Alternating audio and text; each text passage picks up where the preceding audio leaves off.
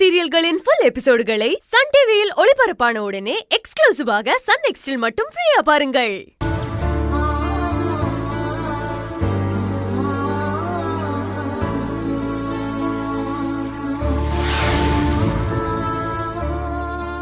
என் மகளோட குழந்தைக்கு செய்யறத நான் என் கடமைய பார்க்கல.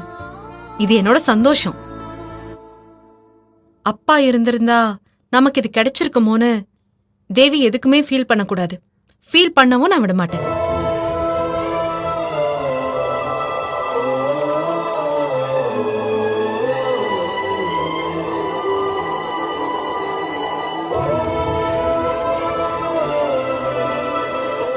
நாளைக்கு நான் அவளுக்கு பிரசவம் பார்க்கும்போது, பிறந்த வீட்டோட சீரை செய்யும் போது முகம் நிறைய சிரிப்போட அக்கான்னு என்ன பாப்பா இல்ல,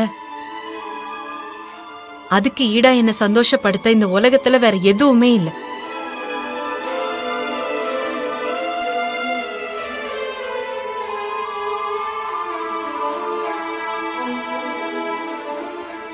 தம்பி தங்கச்சிங்களை நான் பாத்துக்கிற மாதிரி திருப்பி அவங்க என்ன தாங்கணுங்கிற எந்த எதிர்பார்ப்பும் எனக்கு இல்ல. ஆனா எனக்கு ஒரு ஆசை இருக்கு. என்ன?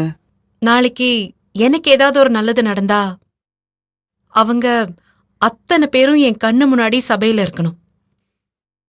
அப்பதான் என் மனசு நிறையும். ஒரு குறையும் இல்லாம என் தம்பி தங்கச்சிங்க சந்தோஷமா இருக்கணும். இப்போனே இல்ல, காலம் முழுக்க நான் என் தம்பி தங்கச்சிங்களுக்கு தான் செய்வேன்.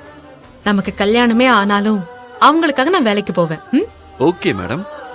யாருக்காகவும் எதுக்காகவும் என்ன ஆனாலும் சரி, என் தம்பி தங்கச்சிங்களை நான் கைவிட மாட்டேன். அக்காவை நம்பின அவங்க இப்படி பண்ணிட்டாங்களேன்னு அவங்க நினைக்க கூடாது. என் குடும்பத்துக்கு நான் முழுமையா இருக்கணும். இந்த உடம்புல உயிர் இருக்கிற வரைக்கும் என் அப்பா ஸ்தானத்துல இருந்து அவங்களோட எல்லா தேவையும் நான் நிறைவேற்றணும்.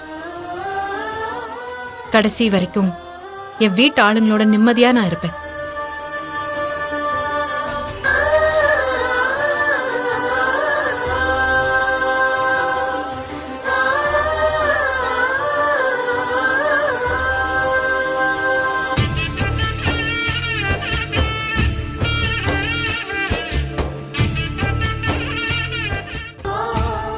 கயல் உன்னை எந்த இடத்துல வச்சிருக்கான்னு இப்பவாது புரிஞ்சுக்கோ தேவி.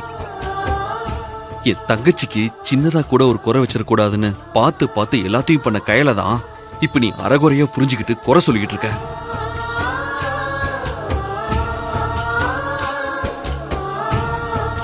கோவம் இருக்கிறதுனால என்ன வேணா பேசிடுவீங்க, அப்படிதானே?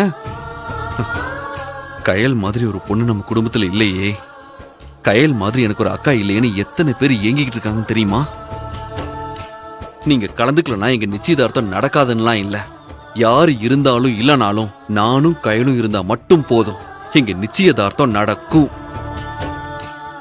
ஆனா கயல் அதுக்கு சம்மதிக்க மாட்டா. நானுமே அதை பண்ண மாட்டேன்.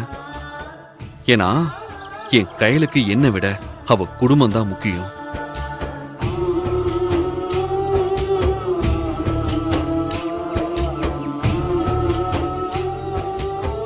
அவ உங்க எல்லாரையும் தன் உயிருக்கு மேல நேசிக்கிறா.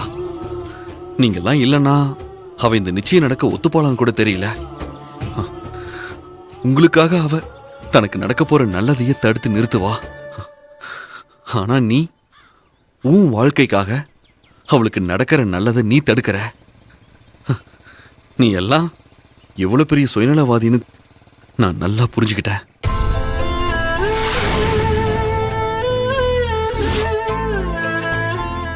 நீ இப்படி பேசிட்டேன்னு போய் நான் அவகிட்ட சொன்னேன்னு வச்சுக்கோயேன், அவ என்ன தெரியுமா சொல்லுவா?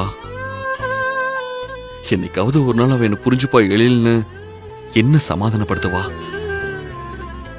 உங்க கண்ணீரை தொடச்சவள எல்லாரும் சேர்ந்து அழ வைக்கிறீங்க.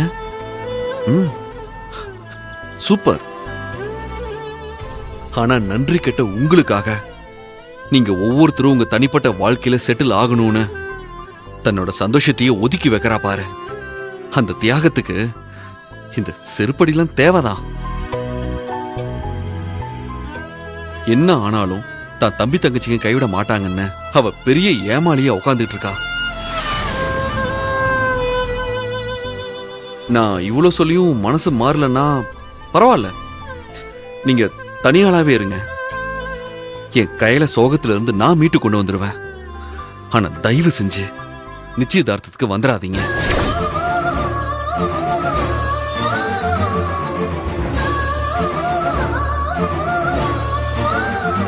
எழு எழு. தேவி,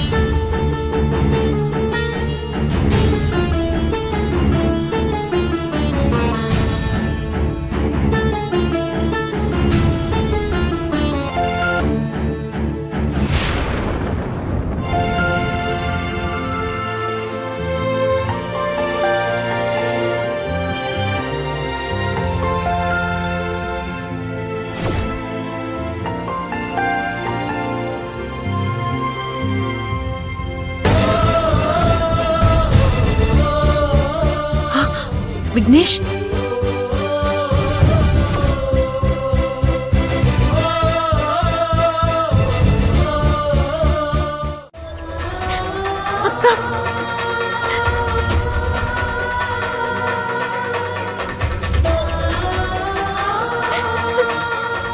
தேவி அழாத, அமைதியா இரு.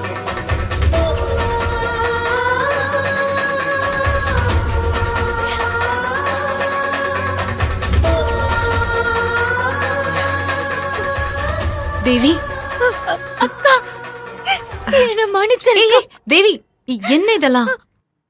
பிரெக்னண்டா இருந்துகிட்டு கால்ல விழற.